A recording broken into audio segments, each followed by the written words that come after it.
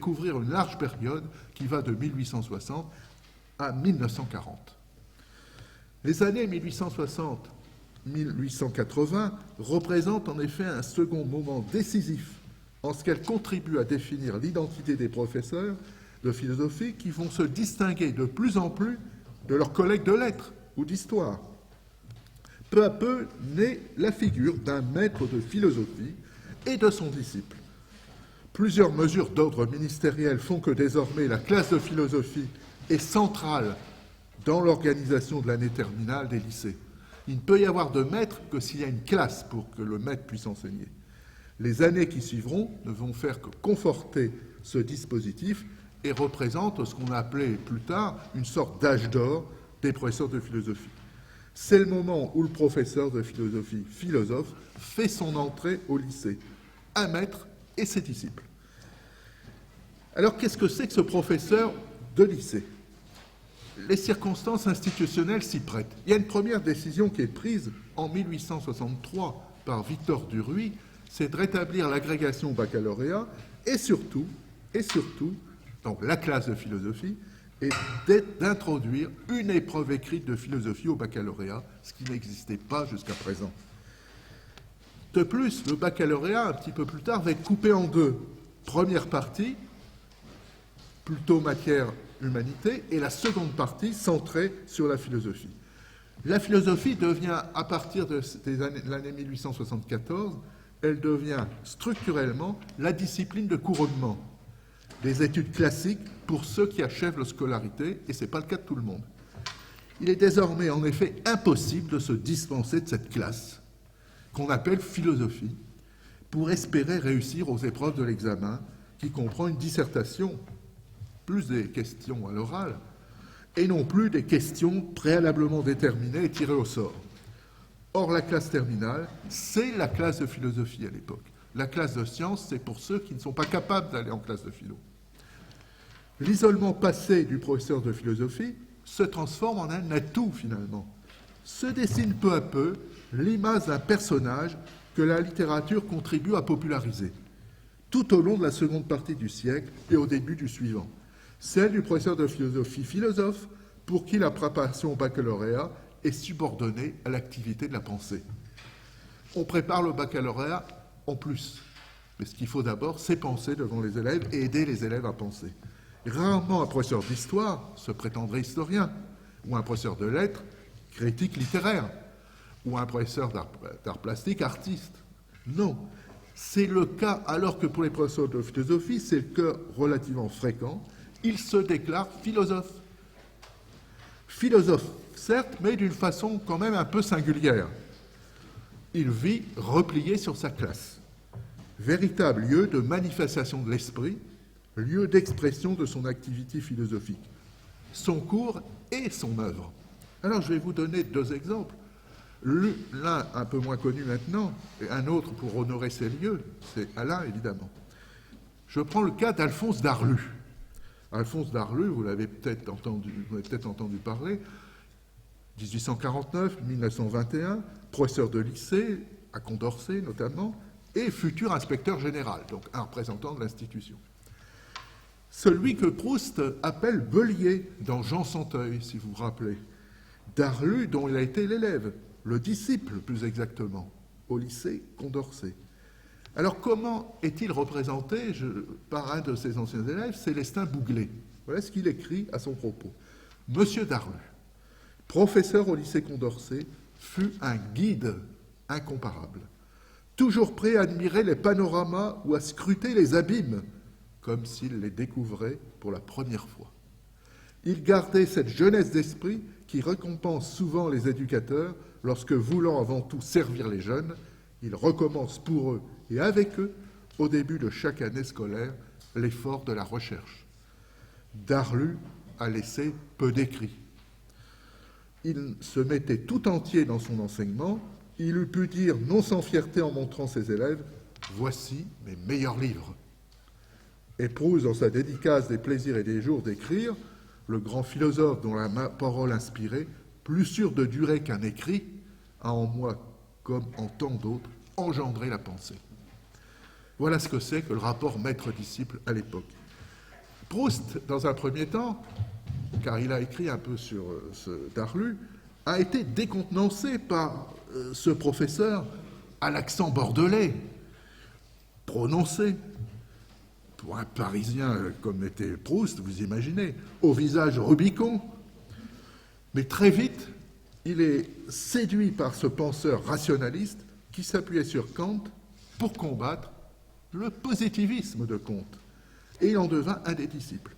Il le raccompagne chez lui, avec 2 ou 3 élèves, et reste à discuter dans son appartement. Proust, rappelons-le, passa ensuite, après quelques études de droit, une licence de lettres et une de philosophie. Lui-même et d'autres n'hésitaient pas, après leurs années de lycée, à le consulter sur telle ou telle question importante pour eux. Eh bien, Alphonse Darlu, à mon sens, correspond exactement à la pratique des professeurs les mieux notés de l'époque, de ceux qui sont considérés par l'institution et par leurs pairs comme des philosophes. Ce n'est évidemment pas le cas de tous, il ne faut tout de même pas exagérer. Ces professeurs de philosophie écrivent au mieux des ouvrages de philosophie d'érudition, par exemple des éditions et des traductions de grands textes ou de manuels. Lorsqu'ils soutiennent une thèse de doctorat, ce n'est pas le cas de Darlu, ces thèses relèvent pour la plupart de l'histoire de la philosophie. Rares, en revanche, sont ceux qui font réellement œuvre de créateurs, d'inventeurs en philosophie. Je pense au cas de Bergson, professeur de philosophie au lycée de Clermont-Ferrand, c'est une éclatante exception. Un autre, comme Georges Palande, le modèle de Cripure dans Louis Guillou, professeur au lycée de Saint-Brieuc, en est une autre à un niveau différent. On peut dire que les professeurs de lycée sont en ce sens, en général, on dirait des petits maîtres, comme on en trouve nombre dans le monde des arts, c'est-à-dire des passeurs, des gens qui éveillent à la pensée, indispensables pour des doctrines difficiles à percer, mais ils ne sont pas des créateurs. Certes, on cite souvent, et comme on est ici, je ne peux m'empêcher que d'en parler, Émile Chartier, comme cette figure de philosophe qui instaure un rapport de maître à disciple. Mais il est reconnu avant tout comme écrivain. Et pas nécessairement par l'institution. En effet, son enseignement laisse perplexe. Plus d'un inspecteur général. Il n'était pas le maître que l'institution attendait. C'est pas le Darlu, lui, à la différence d'Alphonse Darlu. Ainsi, par exemple, l'inspecteur général Roustan, lorsqu'il vient le visiter en 1923, explique ceci. Je lis son rapport d'inspection. Quand j'ai entendu M. Chartier pour la première fois, il y a 2 ans, l'estime que m'inspirait son talent d'écrivain et le prestige dont jouit Alain, entre guillemets, dans certains milieux, m'ont empêché d'apprécier le professeur avec une juste sévérité. Pourtant, dès ce moment, j'ai conçu des doutes sur l'efficacité d'un enseignement qui m'apparaissait insuffisamment méthodique et vide. Aujourd'hui, je n'ai plus de doute. Voilà un inspecteur qui ne doute plus. Les élèves perdent leur temps dans cette classe. Ils n'apprennent rien de précis, ceux-là même sur lesquels l'influence de M. Chartier s'exerce le plus fortement, risque d'acquérir à cette école de très fâcheuses habitudes intellectuelles. Et oui, pour aller d'Henri IV à la rue d'Ulm, évidemment, c'est peut-être pas la meilleure méthode que celle qu'il pratiquait. En revanche, 6 ans plus tard, arrive un autre inspecteur général, Parodi, et lui est séduit, en déclarant « c'est un merveilleux éveilleur d'esprit ». Bref, on le voit, la frontière entre le maître et le fonctionnel mal reconnu par l'institution n'est pas toujours aussi aisée que cela déterminé. À dire vrai, le professeur de philosophie est donc devenu professeur de lycée. Il s'adapte provisoirement à son auditoire, car il ne peut se contenter de faire une conférence mondaine, comme c'était la pratique autrefois. Et l'inspection générale veille avec zèle et scrupule à ce que ça ne se passe pas ainsi. Alors, il ne faut pas oublier que finalement, on a abouti à une sorte de transaction entre les professeurs et l'administration du ministère de l'Instruction publique. Les professeurs acceptent finalement de faire l'effort de se mettre au niveau des élèves et de se distinguer des professeurs de faculté. Et là, c'est important. On n'est plus dans le registre de la faculté. qui sont de plus en plus spécialisés. En échange de quoi on leur reconnaît la liberté de penser. Vous savez que c'est en 1880 que ça a été reconnu dans les textes. Et d'initiative intellectuelle, mais alors attention, dans les limites de ce que le régime permet. Donc ça veut dire, il n'est pas question qu'un professeur de philosophie soit sceptique. Pas question qu'il défende le matérialisme. Pas question qu'il soit positiviste. Il ne faut pas évidemment qu'il défende des idées contraires à la loi et aux bonnes mœurs. Et vous verrez, si un jour vous avez l'occasion, la curiosité d'examiner le dossier d'un collègue de jadis, il est suivi par les renseignements généraux qui mettent des notes blanches dans son dossier, parce que lui, c'est Chalaï qui allait dans des conférences pacifistes et qui les animait. Et donc, il était suivi chaque fois. Et c'est dans son dossier de carrière. Donc, on renonce à l'éclectisme cousinien pour défendre un spiritualisme à base de kantisme, ce qu'on appellera néo-kantisme, qui met en avant une morale rationnelle non anti-religieuse. Être maître, c'est donc adapter une position clairement dogmatique, ça il faut le dire, vis-à-vis des disciples que l'on va tenter de faire accéder à la pensée vraie. Pensée vraie qu'ils recèlent en eux et qu'il faut leur aider à découvrir. Et la revue de métaphysique et de morale, qui est fondée en 1893, justement par Darlu, déclare clairement la guerre au positivisme, en s'appuyant sur la raison, antidote également de toute spéculation métaphysique, à la différence évidemment de Bergson plus tard. Derrière ce constat se profile la question du programme. Entre les professeurs qui souhaitaient n'en avoir aucun et ceux qui, au contraire, préféraient le voir précisé dans le détail, le Conseil supérieur de l'instruction publique a tranché. Il y aura un programme. Toutefois, le programme dit clairement qu'il ne peut pas enchaîner la liberté du professeur pourvu que les questions indiquées soient toutes traitées. La concession est de taille, c'est pas comme ça que c'est indiqué dans les autres programmes, il faut bien le dire. La concession est de taille, il faut comprendre comment cette remarque. Un bon professeur, c'est-à-dire un maître, n'a pas besoin de programme. En revanche, beaucoup de professeurs sont médiocres pour l'institution, il leur faut un programme pour qu'ils ne perdent pas le chemin. Sans ça, ceux qui ne sont que des préparateurs au baccalauréat, il faut les aider. Les autres, non, ils pensent. En 1895, le Conseil supérieur va plus loin encore dans l'altitude laissée aux professeurs, puisque ces derniers peuvent choisir l'auteur expliqué en classe. 3 auteurs parmi une liste, alors qu'avant, ils avaient des auteurs imposés. Donc à partir de 1880, la pratique pédagogique se structure autour de la leçon parlée et de la dissertation. La rédaction, qui était l'exercice ancien, est abandonnée.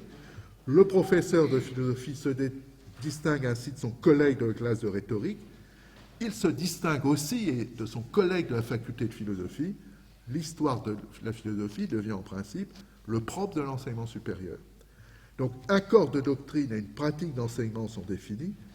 Or, il va falloir la défendre parce qu'à la fin du XIXe, la situation est assez paradoxale. Un certain nombre d'interrogations sont posées sur le bien fondé de cet enseignement de la philosophie qui paraît un peu en décalage par rapport aux attentes de la société, d'où la mise en place d'un certain nombre d'associations qui vont avoir pour vocation de défendre l'enseignement de la philosophie. La première, c'est l'association des professeurs de philosophie qui est créée en 1906 et qui, à l'époque, dans les années 30, a 150 adhérents sur 210 profs, donc presque tout le monde, si vous voulez.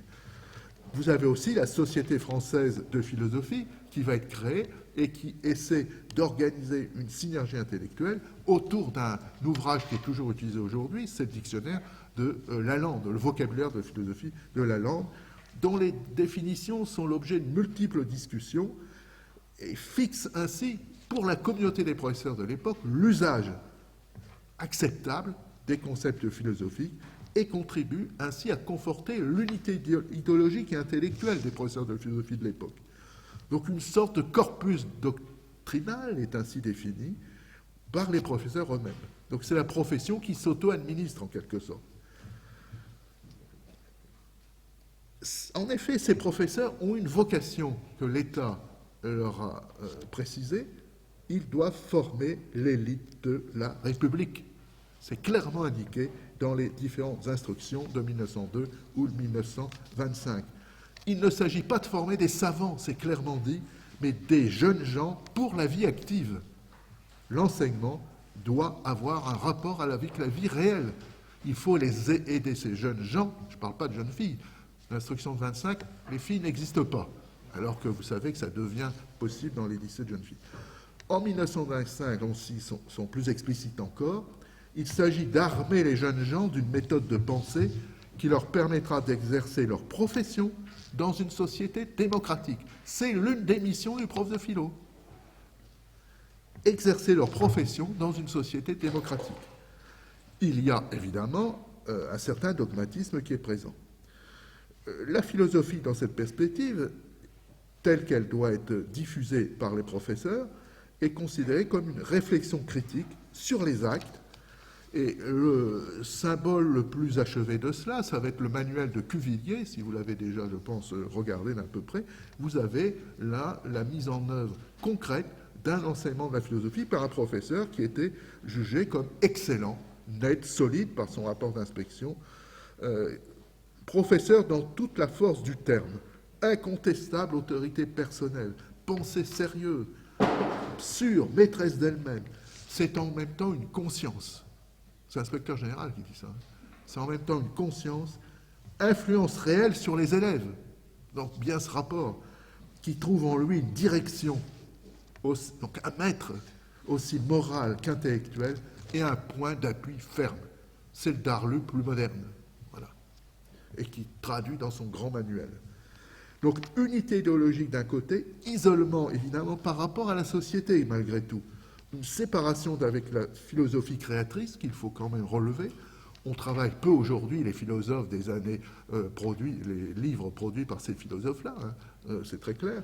La plupart d'entre vous, je pense que vous ne les avez jamais lus. Tels sont les éléments fondamentaux qui constituent la figure du maître en philosophie dans la première moitié du XXe siècle. Alors ça nous amène à nous poser la question, mais que devient-il ce maître à partir des années 40 et lorsque la massification vint s'introduire dans les lycées? Eh bien, ce qu'il faut constater, c'est évidemment que la fin de la Seconde Guerre mondiale, ça commence avant les années 60, marque l'éclatement de l'unité doctrinale et professionnelle des professeurs de philosophie. Des divisions théoriques et pédagogiques dissolvent les figures des professeurs de philosophie rassemblées autour d'une même conception de la discipline. L'entrée dans l'école de masse change en effet les données du problème. Une coupure s'installe entre le secondaire, ou s'accentue entre le secondaire et le supérieur, dont l'enseignement devient encore plus spécialisé qu'il ne l'était. Alors que l'enseignement secondaire reste généraliste. Élèves et professeurs se multiplient. La charge de travail des enseignants rend difficile le dialogue individuel, caractéristique du rapport maître-disciple. Le professeur de philosophie devient un maître pour une classe qui n'est plus nécessairement celle de philosophie. Et ça, c'est un autre aspect important. La bascule se fait dans les années 60 lorsqu'il est décidé que la section par excellence serait la section maths et non plus philo. Eh bien, la bascule a lieu à ce moment-là. Donc, il contribue à éveiller la conscience des élèves. Peu parmi ces professeurs prétendent être des philosophes. Ils sont désormais des professionnels de l'enseignement, aptes à faire réussir au mieux leurs élèves aux épreuves de l'examen, à un moment où la philosophie n'est plus le couronnement des études. On ne s'en est pas rendu compte tout de suite, mais la réalité c'est bien cela, mais une discipline scolaire parmi d'autres, importante certes, pour la réussite de l'examen dans plusieurs sections. C'est l'époque donc où le règne de la classe de philosophie a pris fin, et évidemment ce n'est pas sans conséquence sur la figure du maître. Il y a un premier élément important, c'est la fin de l'unité de la corporation des professeurs de philosophie. Certes, il y a une apparence qui peut être trompeuse. Je vous rappelle, ce n'est pas forcément un bon signe, le taux de féminisation des professeurs de philosophie reste inférieur à celui des autres disciplines d'enseignement, et de façon importante. 40% contre 63% dans les autres disciplines. La sélectivité des concours reste élevée, plus élevée que dans la plupart des disciplines. Toutefois, une crise d'identité se noue progressivement. il faut quand même se rappeler qu'on est passé d'un univers à l'autre. En 1940, il y avait 200 professeurs dans les lycées. En 2000, il n'y en a que 4300. Donc on n'est plus dans le même univers.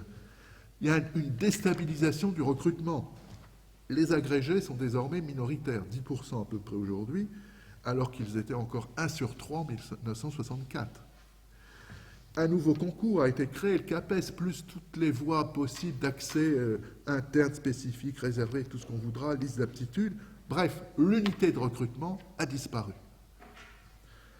La diversité des options idéologiques et pédagogiques est telle qu'il est impossible de s'entendre sur la définition même de l'enseignement dans les années 70-80. C'était pas hasard si le Collège international de philosophie a été créé. Et ce n'est pas récent, comme on pourrait le croire. Le plus souvent, c'est le désaccord qui règne, y compris jusqu'au sommet de la hiérarchie. En 1960, il y avait 2 inspecteurs généraux de philosophie qui n'hésitent pas à s'opposer pour la fabrication du programme de 1960. Ce n'est pas un secret de dire qu'aujourd'hui, il n'y a pas accord dans le trio des inspecteurs généraux qui sont en fonction en ce moment. Et sur quoi porte le différend? Parce que ça, c'est intéressant. Le différend porte sur la place qu'il convient d'accorder aux sciences humaines, mais également sur la conception même de l'enseignement de la philosophie. Cette division, on le sait, perdure jusqu'à aujourd'hui sous des formes plus ou moins feutrées, à des moments, selon les moments.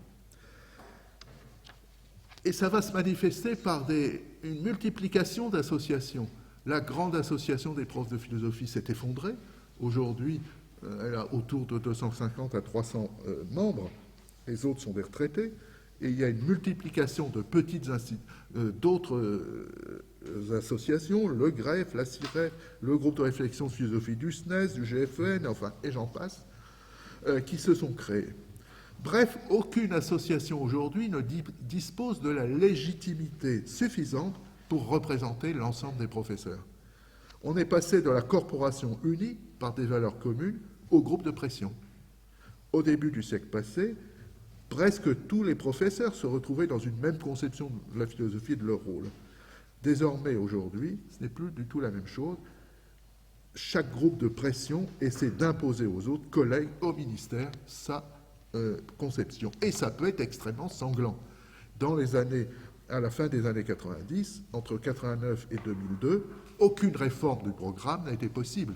Et en discutant avec les anciens responsables du Conseil national des programmes, ils m'ont dit que la discipline où ça a été impossible à travailler, c'est la philo, à cause des différents Bouvresse, etc., qui ont eu lieu. Et si en 2003, un nouveau programme a finalement est entré en vigueur, c'est au fond par lassitude, puisque aucun débat ne semblait pas devoir prendre fin, et il n'y a pas vraiment de conviction profonde. Alors les clivages sont de quel ordre?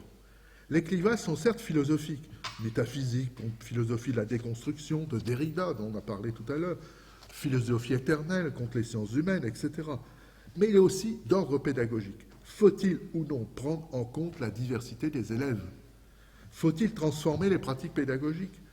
Faut-il renoncer à la fonction du maître philosophe pour devenir un maître pédagogue qui ne rencontre plus des disciples, mais des élèves?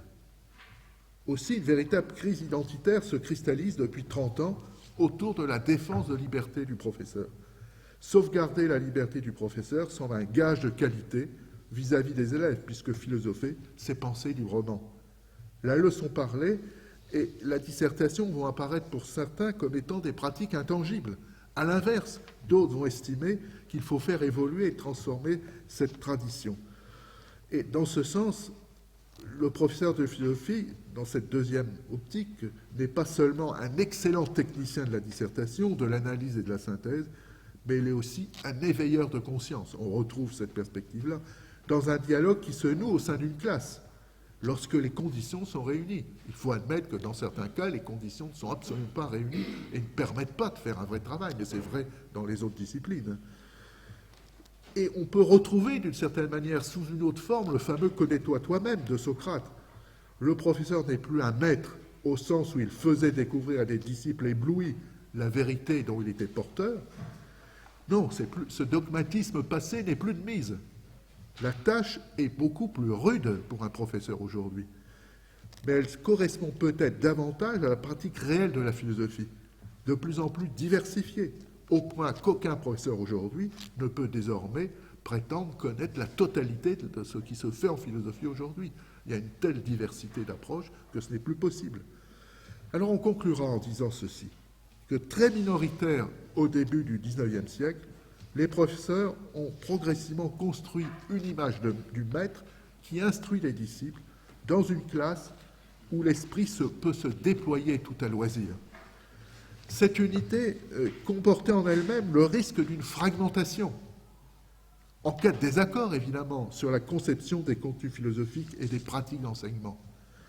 La transformation des lycées, les conditions nouvelles d'un enseignement de masse, et je n'ai pas parlé du numérique, on en a parlé tout à l'heure, mais évidemment ça pourrait intervenir, la place secondaire de la classe de philosophie a déstabilisé les professeurs de philosophie.